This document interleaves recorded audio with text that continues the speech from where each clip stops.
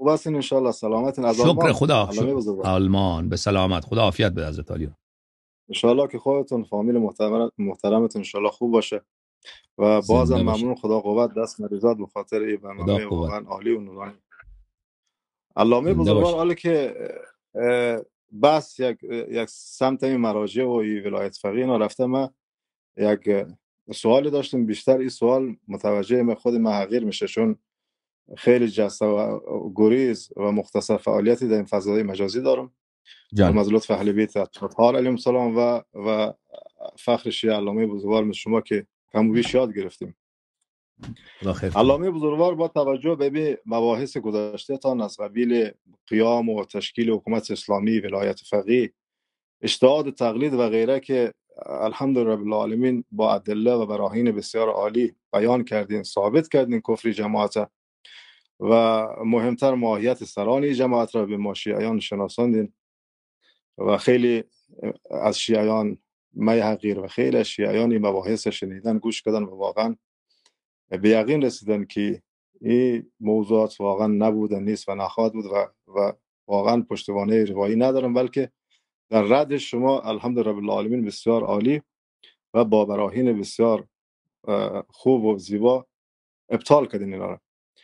سوال من این است علامه بزرگوار، خیلی از شیعیان می حقیر مثلا این مباحث گوش کردیم، شنیدیم و فهمیدیم و در طرف دیگر سران جماعت، نمیگم سران جماعت، خب همونطور که عرض کردم، خب این سرانشون واقعا یعنی خب یک جور بدعتی یا کفری مرتکب شدن. منظور من بیشتر متوجه مثلا همین عوامش است. من یقین امثال من خیلی زیاد هستن که مباحث الحمدلله رب العالمین شنیدن، گوش کردیم و فهمیدیم و در سوی دیگر خیلی شیعیان است که متاسفانه به خاطر اینکه برایشون تکرار کردن، تبلیغ کردن و این در پس زمینه ذهنشان متاسفانه جا گرفته و یک اصل شده و خود شما هم فرمودین که بعضی از بدعت‌ها تا ظهور امام زمان صلوات الله علیه همچنان پابرجاست و این از بین نمیره.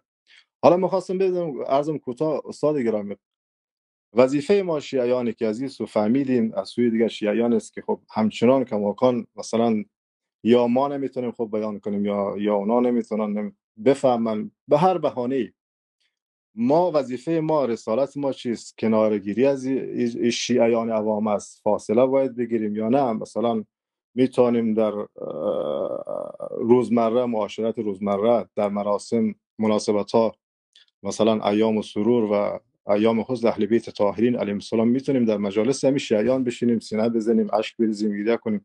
رسالت ما شیعیان چی است بزرگوار در این قبال همین بله، شیعیان؟ خدمت شما عرض کنم. ببین، در عوام الناس اینا عضوشان خیلی قویه و اینا بسیار پیش پرو، چون اینا نمیدارن، نمیفهمن بیچاره.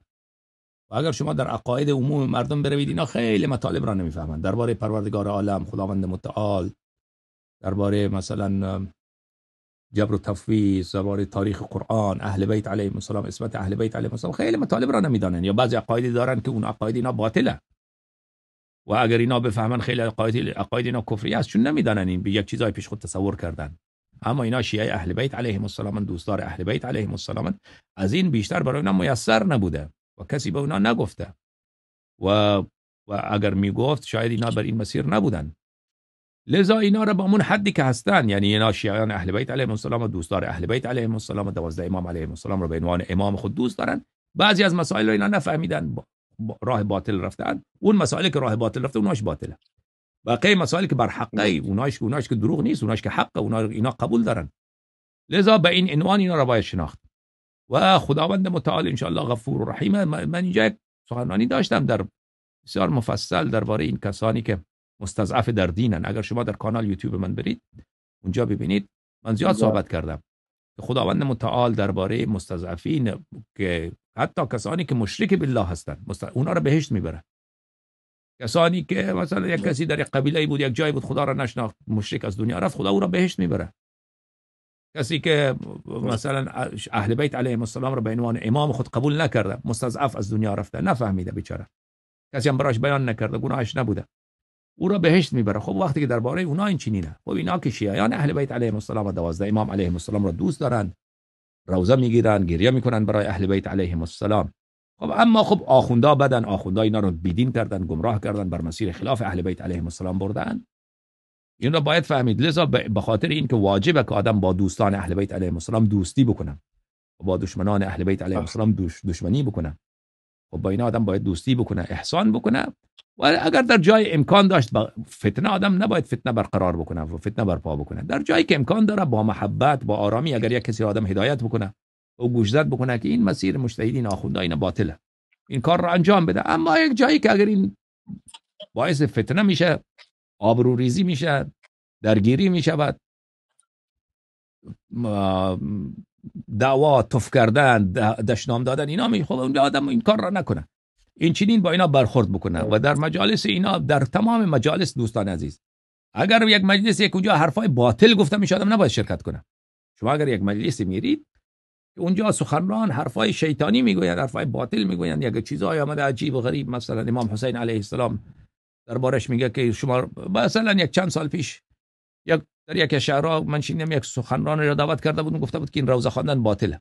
خودش ماه محرم در دهه اول عاشورا آورده او را، او عقیده‌اش اینه که اصلا این روزه دروغه، روزه اصلا نمیخونه، نه دیگه، نه خودش هم میگه که باطله. بعد او که سخنرانیش تمام میشه، کس دیگه روزه میخونه و یک چیز عجیب غریب. خلاصه اگر این چنین آدمایی هستن، نباید به سخنرانی اونا گوش بکنه آدم. اگر حرفای خوب میزنن، حرفای اهل بیتی میگن، اونجا رو گوش کردن حرف اون خوبه، کار خوبیه. و آدم در سخنرانیش اگر منبر طوریه که حرفاش باطله، خب در سخنرانیش آدم نمیشینه. سخنرانی که تمام شد آدم میاد با مردم میشینه. خب مسجد هم اکثر مردم برای سخنرانی که نمیرن. شما میدونی الان طوری شده کسی که اگر علم میخواد، علم را از کجا میگیره؟ از اینترنت، از یوتیوب. مطالب علمی، مطالب تحقیقی، او جایش مسجد نه، منبر نه، جایش یوتیوبه. مسجد، مرکزی که مسجد میره، اون برای این که چای خوردن میره. نماز میخوانیم، بعد از مجلس اونجا بشیم قصه و دید و بازدید و حال کردن. هست یا نیست همینطوری؟ بله. مسجد فقط برای چیه؟ به خاطر مسائل اجتماعیه. مسجد حسینیه البته در امریکا رو عرض میکنم، و امریکا، اروپا، ایران رو زیاد نمیدونم. این کشورها که همچنینه، کسی که واقعا دنبال یک مسئله تحقیقی میخواد دین رو یاد بگیره، او کجا یا کتاب میخونه، اینترنت آنلاین، یا سخنرانی های آنلاین، یا کسی رو پیدا میکنه و گوش میکنه. او برای این یاد مسجد نمیره برای اینکه او سخنرانی و آخونده درباره تاریخ کربلا گوش بکنه. خب شما وقتی که رفتی، اگر آخوند واقعا یا تاریخ کربلا رو خوب بیان میکرد، مسائل دینی رو خوب بیان، آدم گوش میکنه، خیلی کار خوبیه. اما اگر نه، آخوند دجالیه، آخوند فلسفیه، آخوند صوفیه، مثلا روشن فکره، حرفای قاطی پاتی اونا گوش نمیکنه آدم. فقط قسمت روزهش خوبه، روزهش رو گوش میکنه، در روزهش گریه میکنه. اون روزهش هم اگر بسیار حرفای دروغ اونش هم گوش نمیکنه. بعد آدم با در مثلا سینه زنی اوناش آدم شرکت بکنه، با شیعان بنشینه، صحبت کنه، چای بخوره، نان بخوره، نظر بخوره، ایناش کار خوبیه. درست شد برادر؟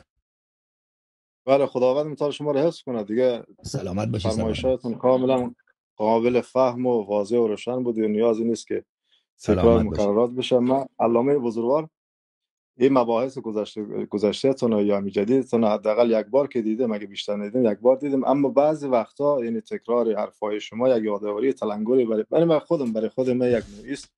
گفتم یک مختصر فعالیتایی دارم، من می‌خواستم موضوع خودم در قبال شیعیانی که بالاخره هنوزم پابند تقلید اجتهاد از این مباحث هستن، می‌خواستم بدونم مثلا اصلا لازم است در همه حال با هر لحنی من صحبت کنم یا نه، اگر جایش بود مثلا طرف واقعا کم بیش اطلاع داشت تا همونجوری که شما فرمودین اندازه و فهم خودش بیان کنه، و الا خب همون شما فرمودین که شیعیان ماست و میتونیم باشون معاشرت و خوبی و از این قبال وظیفه شیعه انجام بدیم. علامه بزرگوار خداوند متعال شما رو حفظ کنه. خیلی متشکر. سلامت باشید. زنده باشین، سلامت باشین. یا علی مدد، یا علی، سلامت باشید، زنده باشید. ممنون.